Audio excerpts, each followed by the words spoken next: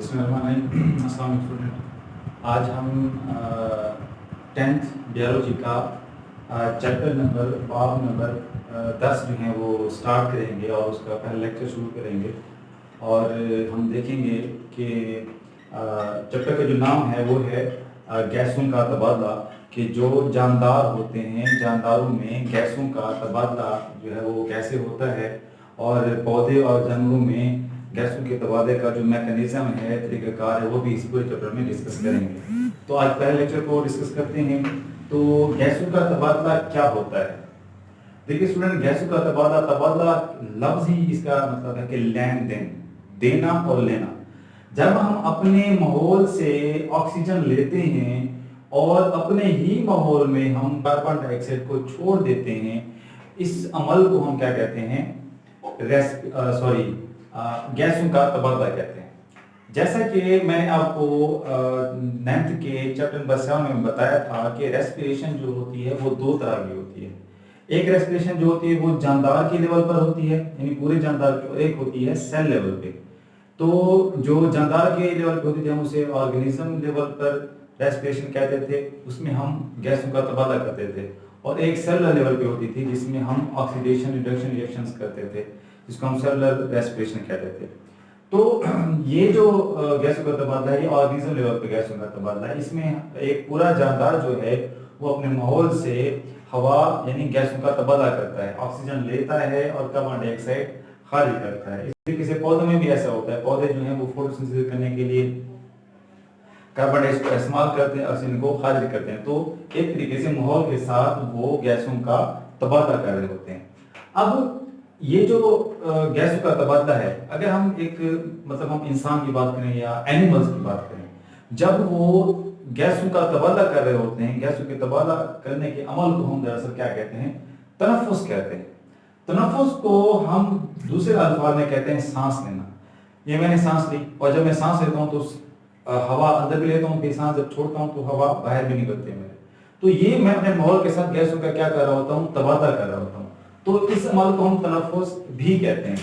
تو ہوتا کیا ہے، بعض اوقات یہ جو اسٹوڈنٹ ہوتے ہیں وہ مکس کر دیتے ہیں کہ جی جو تنفس اور ریسپیریشن جو ہے وہ سیم چیز ہے، لیکن اسٹوڈنٹ یہ بات آپ نے یاد رکھنی ہے کہ تنفس اور ریسپیریشن ایک چیز نہیں ہے۔ کیوں ایک چیز نہیں ہے؟ دیکھیں بیٹا، جو تنفس ہے، تنفس میں یا سب سے پہلے ریسپیریشن کی بات کرتے ہیں۔ ریسپیریشن کی اگر ہم بات کریں تو ریسپیریشن میں دو پروسیسز شامل ہوتے ہیں۔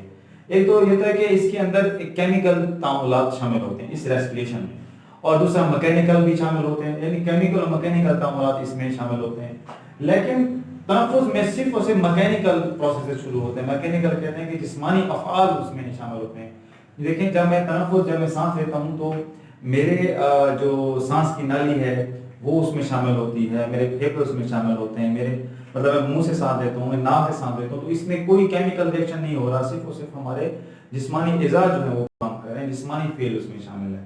تو تنفس اور ریسپیریشن سیم نہیں ہے، تنفس اور ریسپیریشن میں فرق ہے جو میں آپ کو ابھی بتا چکا ہوں۔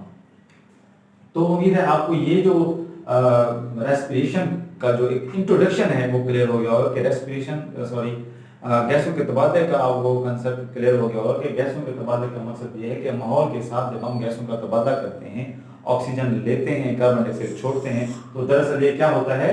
گیسوں کا تبادلہ ہوتا ہے۔ اب ہم بات کرتے ہیں کہ پودوں میں گیسوں کا تبادلہ کیسے ہوتا ہے، پودے اپنے ماحول کے ساتھ گیسوں کا تبادلہ کیسے کرتے ہیں۔ تو آئیے ڈسکس کرتے ہیں پودوں میں گیسوں کا تبادلہ۔ دیکھیں، پودوں کی جو سب سے بیرونی تہہ ہوتی ہے اسے ہم ایپیڈرمس کہتے ہیں۔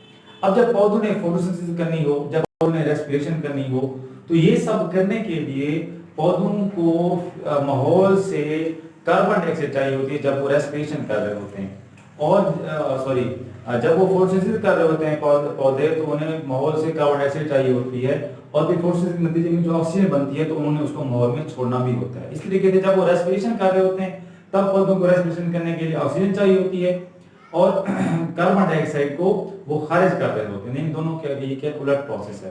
تو اس میں پھر پودوں کو یہ گیسوں کو اپنے جسم سے باہر نکالنا ہوتا ہے۔ اس کے لیے پودوں کے پتوں میں کیا موجود ہوتے ہیں؟ سٹومیٹا موجود ہوتے ہیں۔ پودوں کے پتے میں ایک چھوٹے چھوٹے کیا موجود ہوتے ہیں بیٹا؟ स्टोमेटा मौजूद होते हैं इसके ऊपर, किसी किसी के ऊपर होते हैं, किसी किसी के पत्ते के ऊपर भी होते हैं, नीचे भी होते हैं। ये जो छोटे छोटे स्टोमेटा होते हैं इनकी शेप कुछ ऐसी होती है।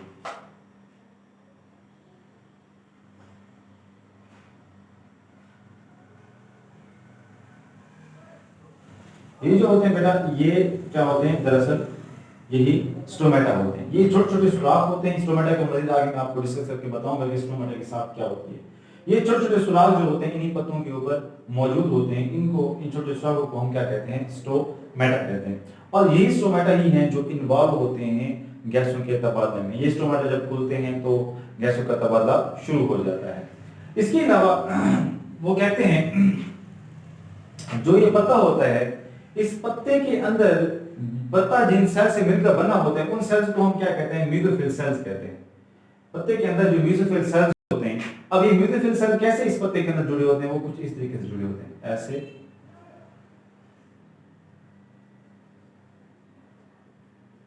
इस तरीके से उन बनावट होती है म्यूकोफिल सेल की किसी पत्ते के अंदर। अब आप देख रहे होंगे कि इनके दरमियान आपको स्पेसेस नजर आ रही हैं, खाली जगह नजर आ रही हैं। इन जगहों को हम क्या कहते हैं बेटा, इन जगहों को हम कहते हैं एयर स्पेसेस। क्या कहते हैं बेटा, एयर स्पेसेस, यानी हवा के लिए खाली जगह।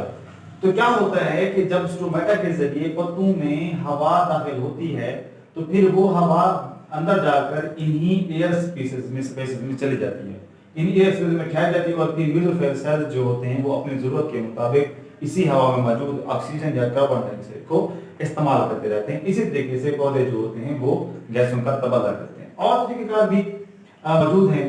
सबसे पहले हम ये देखेंगे फोटोसिंथेसिस और रेस्पिरेशन में गैसों में फोटोसिंथेसिस और रेस्पिरेशन करते वक्त पौधों के अंदर गैसों का तबादला कैसे होता है। अब देखिए बेटा, होता ये है कि पौधे दिन के वक्त फोटोसिंथेसिस करते हैं और रात के वक्त रेस्पिरेशन करते हैं।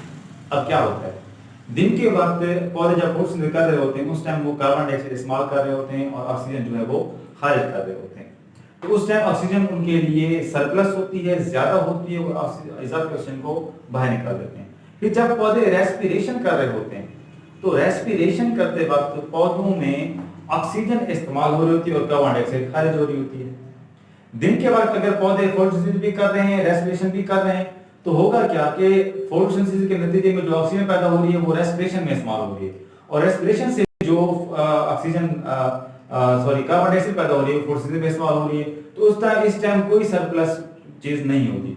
हाँ, लेकिन जब किसी वक्त में एक ही प्रोसेस हो रहा हो, अगर फोटोसिंथेसिस हो रही है तो ऑक्सीजन सरप्लस होगी, और अगर रेस्पिरेशन हो रही है तो कार्बन डाइऑक्साइड जो होगी वो सरप्लस होगी। तो इस तरीके से पौधे जो होते हैं वो अपने जिस्म के अंदर गैसों का, माहौल के साथ गैसों का तबादला करते हैं।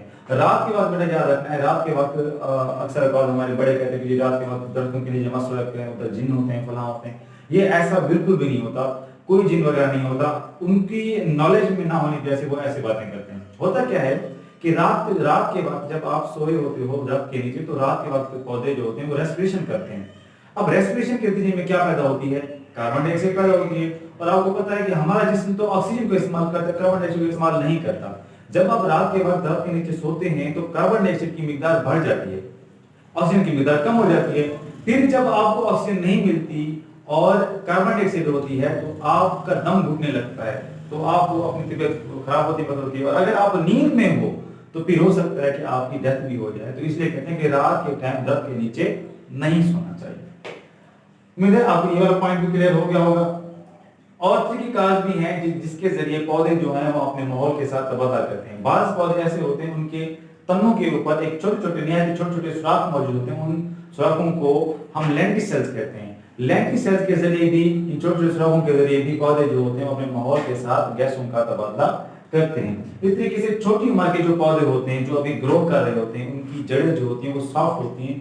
उनके सुराखों के जरिए भी पौधे जो होते हैं अपने माहौल के साथ, अपनी जड़ों के साथ जरिए माहौल के साथ गैसों का तबादला करते हैं। इसके बाद कुछ जो पौधे पानी में रहते हैं उन्हें हम आबी पौधे कहते हैं। अब जाहिर बात है जो पौधे पानी में रह रहे हैं वो कैसे जो है गैसों का तबादला करेंगे। देखिए बेटा, होता ये है कि पानी के अंदर भी एक सलाहियत होती है कि ये गैसों को अपने अंदर हल कर लेता है, डिसॉल्व कर लेता है।